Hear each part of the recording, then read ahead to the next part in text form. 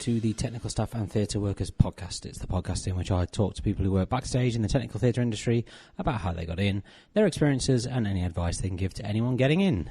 This is episode 5 of season 3. A big thank you to everyone who's downloaded the show, everyone who's listening to the show. Tell your friends, tell your family, tell everyone you know who's interested in theatre and those who aren't interested in theatre, because it might make them interested in theatre. Yes, thank you so much for all the downloads. It's been really good so far, so really enjoying it. And without further ado, let's get on to our next guest. I'm here with my guest at this time. If you'd like to introduce yourself and tell me what your current job title is. Hi, I'm Nia Heslop, and my current job title is Wardrobe Assistant at Phantom of the Opera. Excellent. How did you get into theatre? I started at quite a young age. I did a lot of Amdram from the age of about 7, and I really thought I really wanted to be on the stage. And then, as a lot of us did. Yeah, and then you kind of realise in your teenage years that just because you can hold a tune doesn't mean you're destined. Yeah. And I just kind of realised the thing I enjoyed most was wearing the costumes, and that I actually wanted to make them. So I started looking into that a bit more. Excellent. Excellent. So did you train anyway? Yes, I did fashion and clothing BTEC at Cross Keys College in South Wales, and then I went on to do a degree in Blackpool on the Fylde College University campus. Technically, I think I'm under Lancaster University, but yeah, Blackpool. Blackpool. Yes. Sorry about that. Hey, it's one of those places that you've got to live there to love it, I think. Wow. Yeah, quite possibly. Yeah. What was your university degree? Mine is fashion and contemporary costume. Oh, wow, okay. Yeah, so I did a bit of both. I'm not quite historically trained, so I have quite a different background to some of my other colleagues. Right, okay. Excellent. What was your first job in theatre? My first job in theatre was deputy head of wardrobe for Bristol Hippodrome pantomime. Oh, awesome. Yeah, it was it did feel like one of those jobs that it was like feet first. Yeah. I remember they broached the topic of being head, and I was like, no, I don't want to, my first job, I want to give it my all, but I was like, I wanted to be honest and be like, oh no, I didn't have the experience at that time to do it. I think now I could, but back then I was like, no, I think Dep's a nice little that's good. That's good that you had that. You were able to say that, because I know a lot of people would have just gone, oh yeah, I'll be head. That's no problem. Yeah, I wanted to put my best foot forward. Yeah. Who was in that panto? Oh, good question. We had Judge Rinder was on. Oh wow. And we had Leslie Joseph. What? Yeah. I ended up being her personal dresser towards the end of the run due to COVID restrictions and losing some dresses due to COVID and stuff. So lovely. It was a really great first experience, right. And I definitely think it really set me up on a good stride. Excellent. Yeah. Good. A list of any other jobs that you've had? Well, that job kind of led me to then be I've kind of gone up then down. I then went for casual dressing at Bristol Hippodrome. Right. So I did a few tours that came in. So I think my first one was I did 2 weeks with the Dream Girls tour. Oh, excellent. Then I did, I think, a week with Bedknobs and Broomsticks. Oh, was that good? Yes. Oh, my God. The puppetry in that and the costumes. The costume design was insane. I really enjoyed that one. And I think it's something not super different, because obviously you've got Lion King with puppetry, but it felt a bit different to other Disney type productions I've seen. Yeah. And then I think I did a couple of days with Matthew Bourne's Nutcracker. Oh, wow, okay. Again, the costumes in that were fantastic. Yeah, it was kind of one extreme to the other, though, with the musical down to... Yeah, it was nice that I kind of got in a short amount of time, got hit with quite a vast range of musicals, so I kind of felt like whatever I took on next would be easier. I kind of missed out on doing The Lion King and Waitress because I accepted the job at Phantom. Oh, right, okay. I went in as a dresser. Yeah. And I remember being in the basement of Bristol Hippodrome, and they were like, and I was doing the interview, and they were like, so, you know, you're not based in London, you know, how soon could you move to London? I had no savings, I had no plan. I looked at my calendar and went, I don't know, 2 weeks? Which wasn't, in hindsight, wasn't the best decision. But, yeah, and then I walked out of the interview thinking I hadn't got it. I really genuinely thought I hadn't got it. Yeah. So I was very surprised when Keris and Craig offered me. It's quite interesting though, because you sometimes you get asked, you know, how long can you, is it before you can start and things, and you kind of almost have to weigh up in your head, well, how long does it give me enough time to get everything sorted? But I don't want to give tell them too long, because then I might not get the job, and so you've got to kind of weigh that up a little bit. I like, realistically, I should have said a month, but I was like, if I say a month, will I get it? And so I was like, oh, well, I'll, you know, realistically, a week to find somewhere to live and to pack up my stuff, and a week to move. And, you know, luckily my other half, he was moving to London, had already got a job. And so I don't think I would have done it as easily without that happening as well. Oh, excellent. So have you had any issues that you've come across in the industry? Being a woman in the industry, have you had any issues, any people holding you back, anything like that? Naming no names, obviously, but have you found that at all? People treating you differently in any way? No, I haven't. I think I've been quite fortunate that I've come into the industry now where your sex doesn't necessarily come into it as much now. Yeah. And obviously working under someone like Keris, who's just, you know, risen in the industry and such a strong woman, it's been really great and actually kind of empowering to be like, no, I can. It gives you something to focus on as well, doesn't it? It gives you something to aim at, almost seeing, because when I first started, there wasn't that many women in the industry, certainly in higher positions.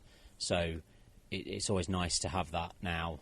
I think. Yeah, and like seeing the tours come in, and like the head of the Dream Girls tour costume department, she was just a force to be reckoned with in such a great way. Like, she really run her department really well, and and I just and like my tutors, I had quite a lot of female tutors, and I think that's kind of helped me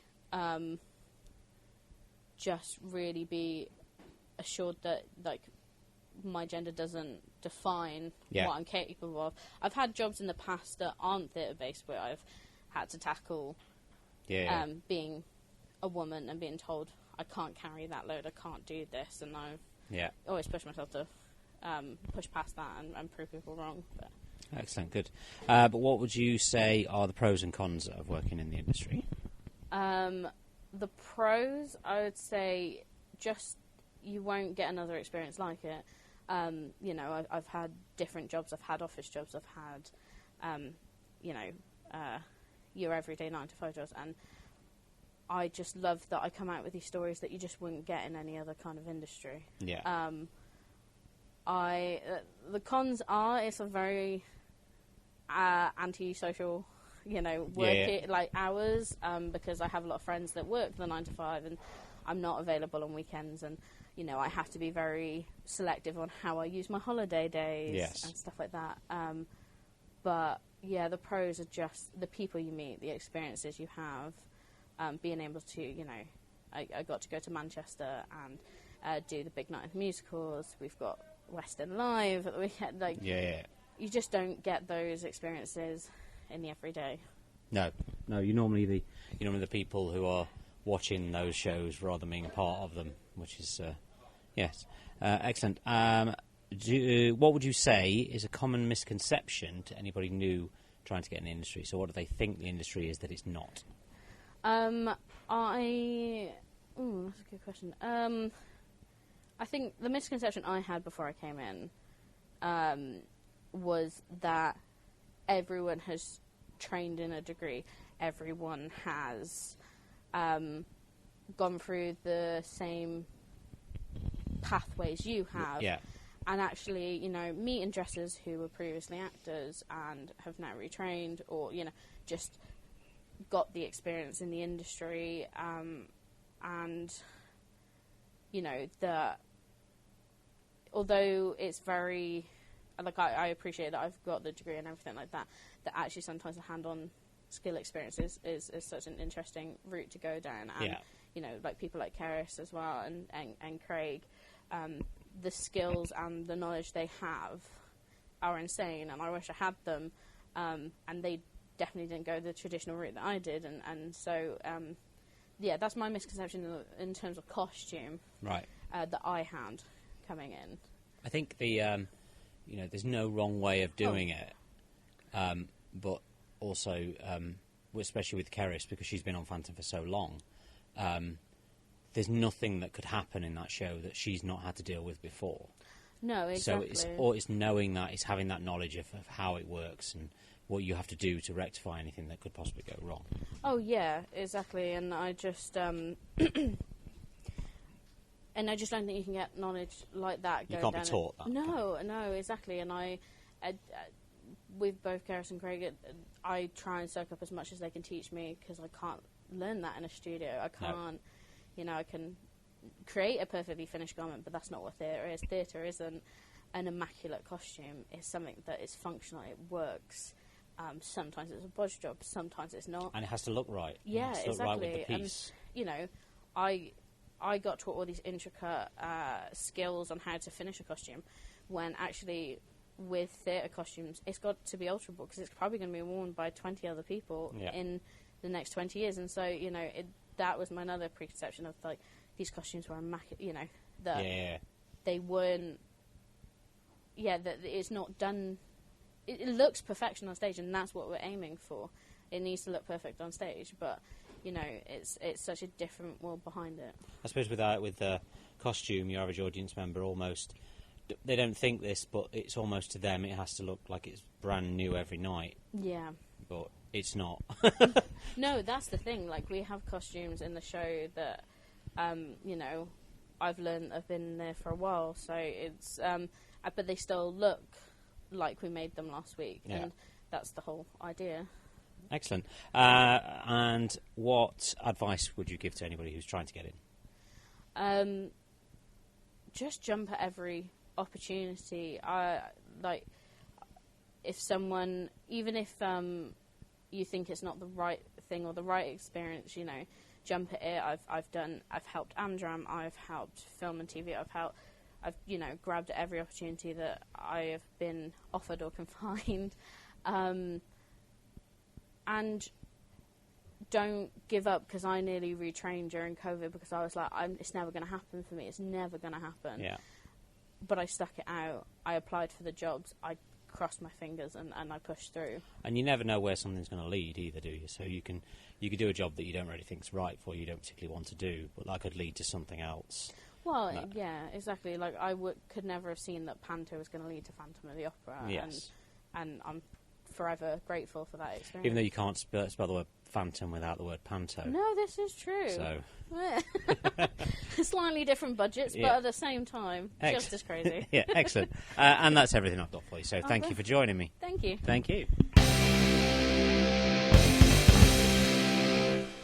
Big thank you to Nia for that one. Enjoyed that one. It's interesting to hear somebody who's quite new in the industry, and if you're offered jobs, just take them, even if you're not sure about them, or even if you're not sure how long to give as a notice period, or how long to give them before you can start.